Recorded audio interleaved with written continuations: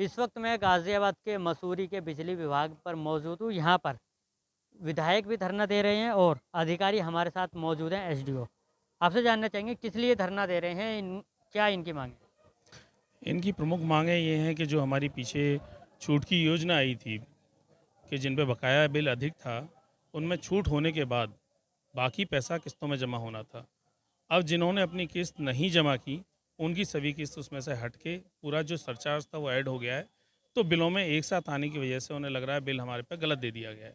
एक चीज़ और पहले जानना चाहेंगे, यहाँ पर जो लोग मौजूद हैं, उन्होंने 2 लोगों के नाम लिए हैं कि ये लोग जो हैं यहाँ से अवैध उगाही करते हैं और घरों पर सीढ़ी लगाकर कूद जाते हैं और अंदर जाके जो है ये काम करते हैं, वीडियो बनाते हैं, लोगों को डराते हैं। ऐसा विधायक ने कहा है और लोग भी उनके साथ कह रहे हैं। उसमें कितनी सत्यता है?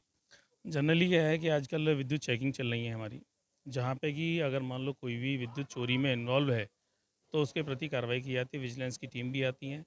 अब जिस व्यक्ति का अगर डायरेक्ट केबल लगा हुआ है, हमारे तार पे जुड़ा हुआ है, या अगर किसी का मीटर उसने नो डिस्प्ले हो गया है किन्हीं कारणों से, और उसके बाद ये डायरेक्ट अपना पूरा भार चला रहा है बिना इन्फॉर्म किए एक लंबे समय से, तो उसका भार चेक किया जाता है। यदि अगर सीधे चोरी अगर किसी कोई कर रहा है डायरेक्ट एक्स्ट्रा केबल डाल के मीटर से अलग, तो उसकी कम से कम जो डायरेक्ट केबल पड़ी हुई है उस पर क्या भार है, वो फिजिबल चेक करना होता है। एक चीज़ और जानना चाहेंगे, जैसे कि कहा कि घर पे सीढ़ी लगाकर जाते हैं। अगर किसी का मेन गेट बंद है, सीढ़ी लगाकर जाते हैं, तो क्या उनके साथ महिला पुलिसकर्मी या आपके टीम से कोई महिला अगर नहीं होती और घर में महिला अकेली है, उस पर उन्होंने विरोध जताया है, उसको लेकर क्या? हाँ, ऐसा है। पहला तो ये है कि हमारे जितने भी संविदा कर्मी हैं, जेई किसी के घर पर डिस्कनेक्शन के लिए जा रहे हैं या किसी की रीडिंग चेक करने के लिए जा रहे हैं, मीटर जिसका बाहर लगा हुआ है बाहर से ही देखते हैं। जहाँ तक बात है कि घर में अंदर जाना, अंदर सिर्फ विद्युत चेकिंग जब है जब ही जाता है लड़का, नहीं तो उसके अलावा नहीं जाता। और जहाँ तक सीढ़ी लगा के छत पे चढ़ने की बात है, यदि अगर कोई व्यक्ति घर का है, जो पुरुष है, तो उसके साथ जाने के बाद ही जो है अलाउ किया जाता है अंदर जाना। अगर अकेली महिलाएं हैं तो बाहर से बाहर आ जाते हैं। कहीं मतलब उन्हें किसी तरीके से ये नहीं कहा जाता कि आप लोड भी चेक कराओ, अगर सिर्फ महिला अकेली है तो। ये विभाग का नियम है और हम उसे फॉलो करते हैं, क्योंकि हमारे साथ कोई महिला ना तो कर्मी और ना ही पुलिसकर्मी हमारे साथ हैं। सिर्फ ये कारण है। अभी यहाँ हमने कुछ महिलाओं से बात की, उनमें एक महिला थी, उनका कहना था उनका 2 महीने का बिल 41,000 आ गया, उनके पास 2 किलोवाट का कनेक्शन है। उस पर क्या कहना है कि 41,296 का बिल कैसा आ गया?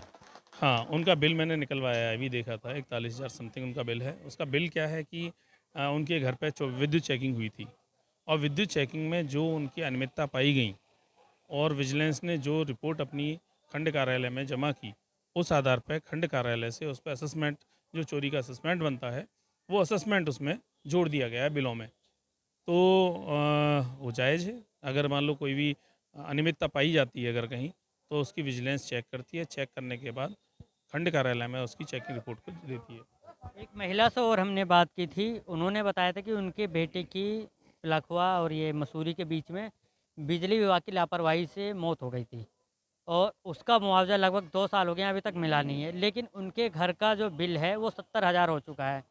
उसको लेकर क्या कहेंगे कि एक तरफ मुआवजा तो अभी तक मिला नहीं है, लेकिन बिजली विभाग की जो बिल है वो लगातार बढ़ रहा है ब्याज के साथ।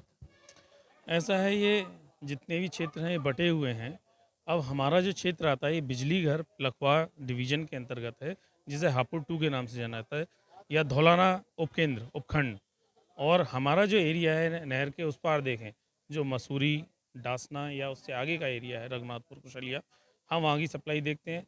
इस बारे में जो बात है मुआवजे वाली, मुआवजे अधिशासी अभियंता जो हापुड़ में है, हापुड़ 2 में लखवा में जो बैठते हैं, वही इसके बारे में बता पाएंगे। ये कहाँ पे क्या है अड़चन आ रही है उसको दिलवाने में। देखिए, ये हमारे साथ अधिकारी मौजूद थे जिन्होंने बताया कि लगातार किस तरह की समस्या यहाँ पर हैं और उनका निवारण किस तरह से किया जा रहा है। एक तरफ विधायक कुछ और बोल रहे हैं, अधिकारी कुछ और बोल रहे हैं। अब ये बात तब साफ हो पाएगी जब इसकी जांच होगी और पता चलेगा कि आखिरकार कौन सच है, कौन झूठ है। गाजियाबाद से जितेंद्र गौतम, लोकल वोकल।